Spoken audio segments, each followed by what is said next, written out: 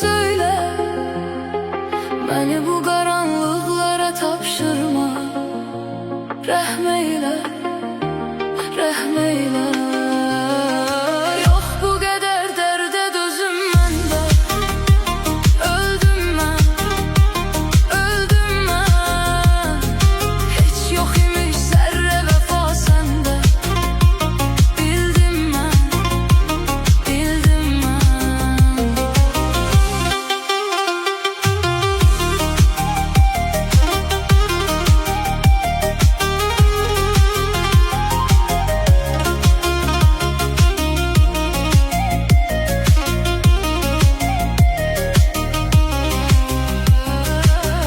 Ürəyim dərddə və mühlətdə,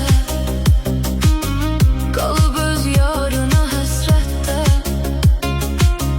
Üzünün nuruna həsrətkən,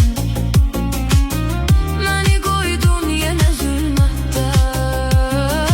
Gecələr sənsiz nə edim ey yar? Sən söylə, sən söylə. Məni bu qaranlıqlara tapşırma. Rəhm eyle, rəhm eyle. Yok bu kadar dərdə dözüm məndə. Öldüm mən, öldüm mən. Heç yok imiş zərrə vəfa səndə. Bildim mən, bildim mən.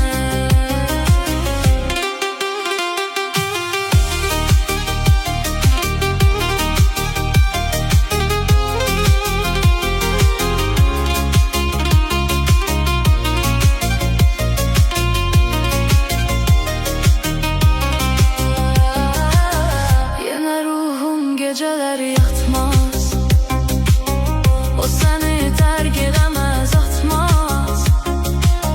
Keçirəm hər dəfə yanından.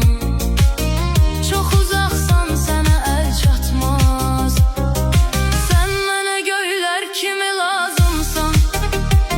Lazımsan, lazımsan. Ax mənim əl çatmayan arzumsan. Arzumun, arzumsan. Yok bu kadar dərdə dözüm məndə. Öldüm mən, öldüm mən. Heç yok imiş zərrə vəfa səndə. Bildim mən, bildim mən.